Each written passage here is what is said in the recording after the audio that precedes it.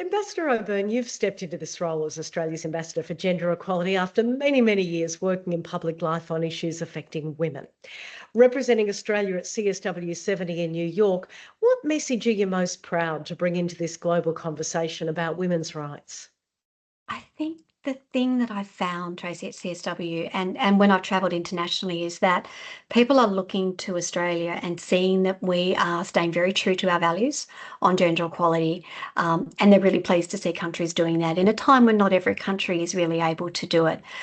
The message that we talk about fundamentally is that gender equality is the biggest predictor of peace and security. And that is that if women are participating, if they're part of the economy, if they're part of decision making, then economies and countries tend to be more stable. And that's a really important thing for our region. So we've got an international gender equality strategy, and that is fundamentally based around those sort of principles, around working to end sexual and gender-based violence, that sort of prevention space, around locking in our efforts as gender as a peace and security initiative. Climate change, obviously, and the humanitarian and gendered impact of that, women being included in economies. But I think the really big one, and we can probably talk a little bit more about it as we go on, is that it's about women's locally led leadership and the fact that we present and come with our value structure, but we want to make sure that when we're working with our partners that it's understanding how they see decision making and how they have solutions and ideas. And I think Australia is in a good place to do that. We stand strongly on our record, but we also know that we've got things to learn as well, and we can do that with our partners. That's really wise. And that issue on peace and security is one that is often lost, unfortunately. This year, CSW 70 was focused on access to justice in particular. When you think about Australia, where do you see the biggest barriers still standing in the way of women being safe, heard, and treated equally? We have this conversation where we are rightly proud of the significant gains that Australia has made and the fact that the lived experience of women broadly is much better. There are many, many positives, but we still have women who are not safe. Our intimate partner violence rates are still far too high. So I think when we're talking about a justice piece and things that we can do, perhaps focusing on a couple of key things. So technology facilitated gender-based violence. That is, every country that I've visited, everyone at CSW was talking about the increased risk to women in that space. And if you want women to participate in society, to be part of that justice framework, then their voices need to be heard and not silenced. And I think the types of violence that we're getting and the threats that we're getting on social media and through tech facilitated violence is silencing voices. It's trying to erase women's voices from space. So I think the work that Australia's been doing was seen very much as a leader there. So we hosted a forum at CSW, but I also spoke at other countries' forums at CSW around some of the tech work that we've done. And it's about recognising that it's not just about saying everybody should get off social media because social media is not safe. It's about understanding that we need prevention. So that's about engaging and working and making sure that people who are on social media have skills and technology and understanding and a framework about how to keep themselves safe. It's also about protection, and that's our regulatory framework. And I think a lot of people are really interested in the work that Australia's done in regulation, and our engagement with understanding how you can make complaints and that complaints can be dealt with. So that framework's important. And of course, the third one would be around that sort of proactive systemic change. And I think, we can work with social media companies that they don't all want to do bad things around the things that the best practice that they can do that keep people safe. So if I think about the thing that we could probably do to make sure that women's voices are being heard and women are safe, that reflects some of the concerns and engagements that we're having internationally, it really is this new environment. And when we talked about, when the social media restrictions were talked about for under 16s, the analogy that I found the most convincing and the most engaging was that I never sent my children to a playground or to someone's house without knowing who was there, what they would be doing, whether it was a safe place to be. And yet we've allowed children into this online world and we don't know who's there. We don't know where the predators are. We don't know where the threats are. So putting in those guardrails and those safety things, I think that's a really important thing if we're talking around how to make sure that people can be safe and heard equally, because so much of our life now is online. We're doing this interview online. So much of that is the place that we're at, that we have to put in that safety and structure. But as I reflected before, we still have significant rates of violence against women. And that's something that every country around the world is grappling with in different rates. And even those countries that have got significant advances in women's equality, and we talk about the Nordic states, we talk about, Iceland and Sweden, etc., and Norway. And yet we know that intimate partner violence rates are still very high. So we've got significant deep work to do in that space if we want to make sure that women are safe here in Australia, but anywhere in the world. Yes, I went to some of those sessions, and that disparity in the Nordic countries is so fascinating. And Yeah. on the digital piece, it was so impressive to hear other countries mention the work of Australia's e-safety commissioner, Yeah. and of course hear from the wonderful Chanel Contos and the incredible work that she's doing in Australia and around the world. Can I You just say, Chanel was a oh, standout she's at incredible. CSW, and you could just see the huge engagement that people were getting from her, and her ability to, and she felt that she learnt a lot there as well, as much as all of the evidence and information and engagement that she was giving out. So that was great. Yes, there was such energy in that youthful contingent that Australia brought Yes. along. Yeah, and we had a number of young voices there, which I think was really important. Um, but you would also know that there were less people there because the world is a little bit less safe now. So the numbers at CSW weren't what they should be. And that is because it is getting harder and harder for women to travel. And that comes back to, are women's voices safe and heard? And is the silencing of those voices incidental or strategic? Hmm. Exactly right. I know a lot of women of colour who didn't go this year because they feared being turned back at the border and felt not being safe in Yeah. the United States, which is just terrible. You mentioned before Australia's international focus, including the Indo-Pacific. From the conversations you had at CSW 70, what do you see as the biggest opportunities for Australia to help drive progress on gender equality in our broader region, being led by those local and grassroots voices, of course? I think there's a few things. I think first of all, the fact that at a time when many countries aren't talking about gender equality, countries that used to talk strongly about gender equality, the fact that Australia still does, and that was received really well. Everywhere we went, that was received really well. That we are still very proud, and our Prime Minister and our Foreign Minister talk about gender equality being a value of Australia, and we lean into our values. And I think that in itself has a significant power in terms of how we then engage with other countries. We talked before about meeting people where they are, and we do need to meet people where they are. We realise that countries are at different stages in the continuum, perhaps, or sit in different spaces around women's roles.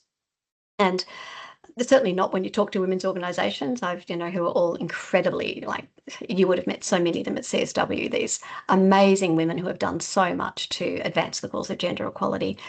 But I think the real strength that we have is that we fundamentally believe in that locally led leadership part, that locally led solutions part that forms part of our strategy. So when we engage in countries, it isn't a cookie cutter model. It's not, here's what Australia does and you should too, because it doesn't work that way. It actually needs to be reflective of where countries are and the sort of challenges that they're facing and the government structures they have and the legal structures they have. So locally led solutions are really important. So we fund a number of things. So we fund Pacific Women Lead, which is actually all about letting Pacific women make those decisions and engagements. So we work with them and we support them and we partner them in that. We've also got this amazing fund called AIR, Amplify, Invest Research, and that is all about really giving money to those smaller grassroots groups that do so much with such a little amount of money, and have some really, really powerful outcomes as a result of that. And there's programs like Markets for Change, which is an inspiring project whereby we're working with women's who are selling their goods in local markets, and we're making sure that they're safe in doing it. And we fund, I think, about 26 different markets. But it's about making sure that women are empowered to do the things that they already do well. So there's this view that we have to go and fix women and, sort things out for women, and that women need answers to how to resolve things. women I meet are powerful, they're informed, they're resourced, they're certainly very skilled.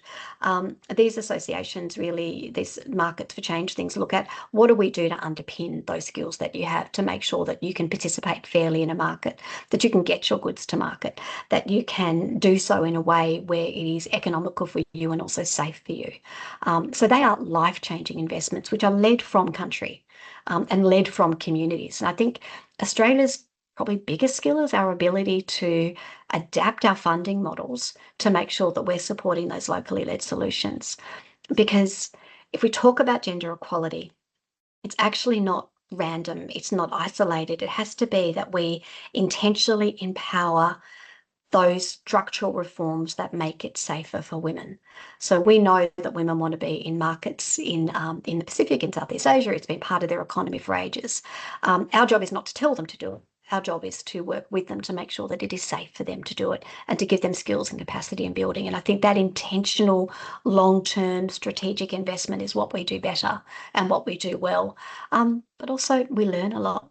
Like I've learned so much from the different women's organisations that I met at CSW. You would have found the same thing, inspiring stories where people have affected change, which we can bring back to Australia as well. And I think that that's probably one of the really exciting things about gatherings like that, is that there is so much in the room around that passion and commitment to do the right thing, to be there for people, to step up, to be in the space when others disappear, to turn up in a really trusted way. Markets for Change is such a terrific program, grassroots and really practical as well. Yeah. It's incredibly frustrating, having been to CSW now, to see all the coverage around COP, for example, the energy and climate change conferences, and much less attention on this incredible Commission on the Status of Women that happens every single year. For Australians watching from home, what's one takeaway from CSW 70 you'd love everyone to understand? And why should a meeting like this in New York, a long way away, matter to everyday life here in Australia? So, first of all, we should care about it because we were part of its inception. It was an Australian, Jessie Street, who was the one who stepped forward and said women needed to have a voice that was about women. And I think, look, it is easy for this. There's so many big things that are happening around the world, and climate change is a massive thing. And there is a very big gendered aspect to the impacts of climate change. They're all big things, and people are focused on them quite rightly. But I think in Australia, perhaps we've normalised the voice of women and the fact that women have a say on 50% of our parliament is women, 50% of our cabinet is women. We are closing the gender pay gap. We are closing that sort of dearth of leadership of women in senior places. Those things we're all starting to think is quite normal. And the reality is it's not normal around the world yet. So CSW is a place where we can lift all women.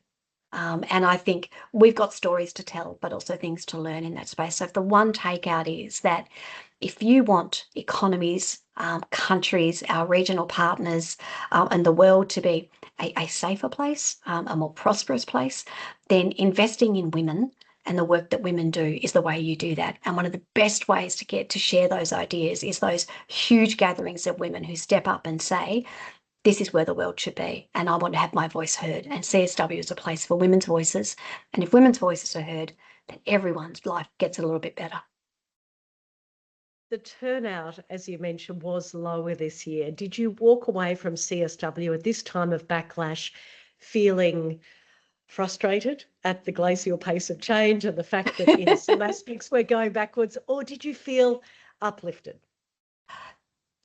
Probably a combination of the two. See, I think when we look at the deterioration of women's rights that we're seeing around the world, I think that shows that when we've talked about gender equality being achieved, we've possibly put too much faith in extended privilege. Because if it can be taken away so quickly for so many women, and Afghanistan is a point of that, but there are examples all over the world, then we haven't really entrenched it. That can be a bit disheartening, and the voices that weren't able to be there, that was disheartening as well.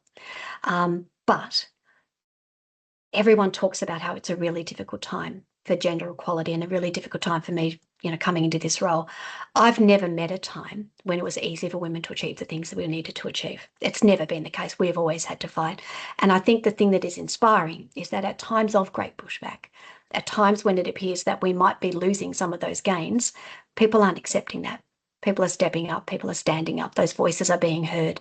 And the voices of people like Malala, who spoke at the conference, and so many women from around the world who spoke strongly about where they want to see their countries go, how they're fighting against the kind of online abuse or the in-person abuse that they're getting, how they're talking about how economies shift, how they're talking about the things that they do.